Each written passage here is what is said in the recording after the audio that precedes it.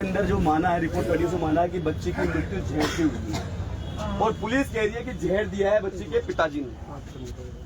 अभी IG Bharatpur, SP Karauli और इस केस के जांच अधिकारी जितने भी रहे टीम ने, उनसे हमारी वार्ता थी, डॉक्टर साहब ने करवाई थी। उन्होंने अपनी बात कह दी, लेकिन हमने उनसे एक ही सवाल पूछा। जब हमारा सवाल पूछने की बात आई, साहब चार्जशीट आपने पेश की है, उन्होंने एडमिट किया, हमने की है। आपने ने कहा कि बच्ची जहर से मरी है, यहाँ जहर से मरी है, तो आपको ये पता होगा बच्ची के पिताजी जहर कहाँ से लाए? चार्जशीट के अंदर बयान है।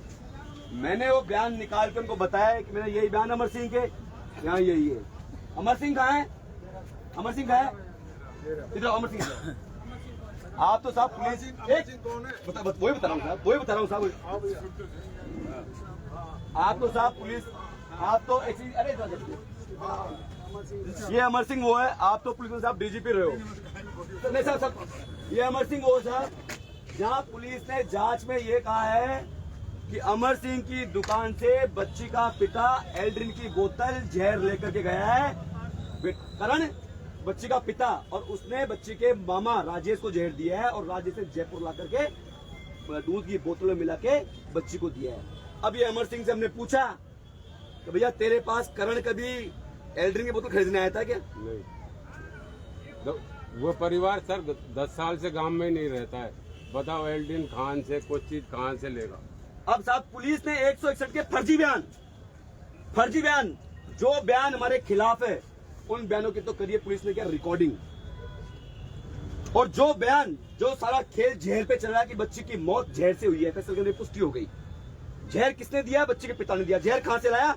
पुलिस कह रही है हम नहीं कह रहे कि हम बयान भी रिकॉर्ड पे होंगे ना। अजी नहीं है ना बहन, अब हम यही तो बोल रहे, नहीं है रिकॉर्ड पे, रिकॉर्डिंग नहीं है। 160 के बयान है। पुलिस 160 के बयान अपनी मर्जी से लेती है, उस पे इनके साइन नहीं है, साइन होते नहीं है, रिकॉर्डिंग होती है। पुलिस ने इनके बयान रिकॉर्ड नहीं किया, खुद कह रहा है फर्जी बयान है, फर्जी रिपोर्ट है। अमर सिंह लाल, इससे बड़ा झूठ पुलिस की रिपोर्ट में फर्जी बना और क्या होगा ये आप लोग तय करोगे, क्योंकि आप समाज के जलाने की घटना है जी, जलाने की घटना पे तो मना वो कह रहे हैं ना कि बच्ची को पेट्रोल डाल के लाया, बच्ची को सबूत ही नहीं, उनके पास कोई एविडेंस ही नहीं है। जलाने का क्या इशू? उनने कोर्ट में तो एविडेंस दिए होंगे। अजय अभी तो कोर्ट के अंदर चालान पेश हुआ है, जो उन्होंने 160 के बयान लिए, वो सारे बयान फर्जीना पेट को उतारे हैं। आपके सामने जीता जागो उदाहरण साहब, ये जीता जागो उदाहरण, ये खुद खड़ा है यहाँ पे। अब उन्होंने तो नहीं सुन, उन्होंने पुलिस ने जो बताया वहाँ कोई टिप्पणी उन्होंने करी नहीं। पुलिस ने जो बात बताई उसको शांति निकल गया। हमारा तो आपसे निवेदन है, कृष्णलाल जी ने एक बात कही थी साहब कि तुम्हारे विपक्ष में बैठे नेता वो सड़क पे क्यों नहीं आ रहे? उस दिन कहती नहीं, कितनी घर पे जब हमारा आप लोगों से हाथ जोड़ के प्रार्थना है, अगर ये मामला गलत हो तो आप लोग जो समाज को सजा देने जाओगे ना, भुगतेंगे। लेकिन इन परिवार के साथ जो जाति हुई है, जो अन्याय हुआ है, हमसे कहा है जी साहब ने, साहब आई साहब ने हमसे कहा कि ये दलीलें कोर्ट में पेश करना। मैंने साहब कोर्ट से तो हम इनको बरी कराए लाएंगे, ये आपका विषय नहीं है। आज आप हमें यहाँ संतुष्ट करने के लिए बैठे, अपने सवाल का जवाब दो। एक सिंगल सवाल का जवाब वो दे नहीं पाए। ऐसे गंभीर मामले के अंदर साहब 164 के बयान, एमपी साहब 164 के स्टेटमेंट साहब, जब बच्ची मरणान स्थिति के अंदर है, 14 मई को 164 बयान दर्ज हो गए।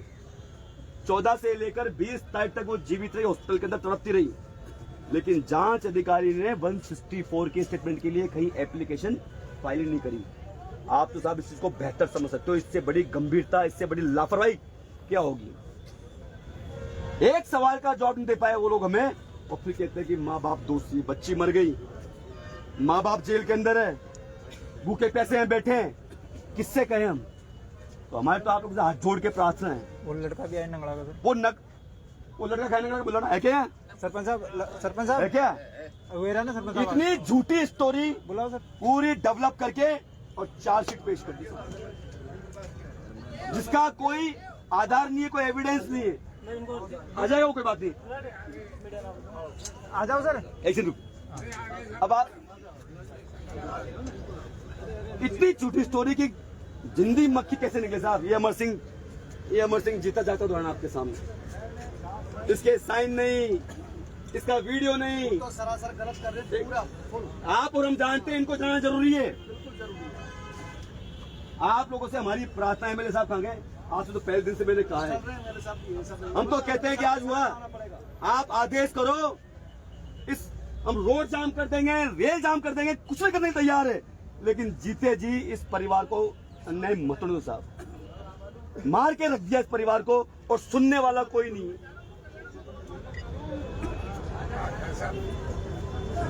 सम्मानीय सभी,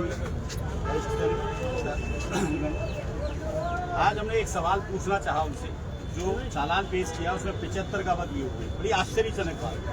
75 में से आधे गवाह इस बात के लिए हैं कि ललित दोषी नहीं है।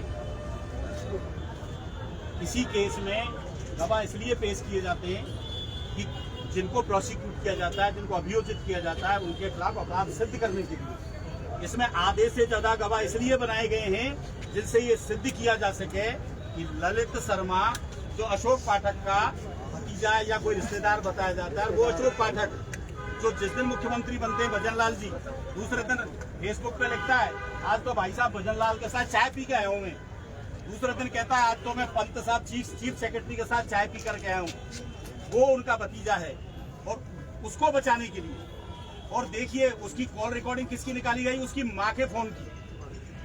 उसकी कॉल रिकॉर्डिंग नहीं निकाली पुलिस ने कॉल रिकॉर्डिंग उसकी निकाली, उसकी माँ के फोन की। ये कहा गया कि उसकी माँ के फोन को ही वो यूज करता था, लेकिन इस बात का कोई उन्होंने रिकॉर्ड नहीं दिया कि उनके आधार कार्ड से कितने फोन रजिस्टर्ड है। पुलिस ने ये निकालने की आवश्यकता नहीं समझी।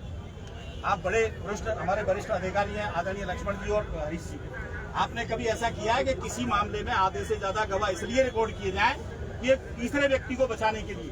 जब बच्ची अपने बयानों में ये कह रही है कि इस व्यक्ति ने मेरे साथ रेप किया है, एक और था, 2 व्यक्ति रेप करके भागे, और पोस्टमार्टम रिपोर्ट ये कह रही है कि बच्ची के साथ रेप हुआ है, फॉरेंसिक लेबोरेटरी की जांच है उसमें बदल दी गई। जब सत्ता का केंद्र ही साथ में हो तो सब कुछ बदली जा सकती है, कोई चीज मुश्किल नहीं होती। तो इस बात पे कोई गौर नहीं किया गया। लेकिन अभी करोड़ीलाल जी जो कह रहे रेप नहीं हुआ। करोड़ीलाल जी क्या कह रहे हैं साहब? अभी करोड़ीलाल जी दे सकते। सुनो, आईजी से मिलके आए वो, ये देखो। हाँ, आपने पढ़ लिया साहब। वो कह रहे हैं और सुनो आदरणीय, हमें गृह राज्य मंत्री से हमारी बात हुई। गृह राज्य मंत्री ने हमें वार्ता के लिए बुलाया 2 तारीख को। 4 तारीख को हम गृह राज्य मंत्री के साथ वार्ता की। गृह राज्य मंत्री ने ये शब्द बोला, सबसे पहले मैं हेड साहब ने कहा हम आपके परिवार का हूँ, मैं परिवार का हूँ, जो होगा वो करूंगा, मैं मुख्यमंत्री से बात करूंगा आज। और दूसरे दिन मुख्यमंत्री से बात करके बोला कि कल दूसरे दौर की बात करेंगे। फिर उन्होंने बताया कि मुख्यमंत्री जी ने ये कहा कि ठीक है मैं देखूंगा। और 5 तारीख को चालान पेश हो गया और हमें बोल रहे चालान हुआ नहीं, अभी वहाँ करौली आओ, 8 तारीख को मीटिंग करके आओ मेरे साथ में। षड्यंत्र पे षड्यंत्र रचेंगे जिसमें पूरी सरकार शामिल है, संपूर्ण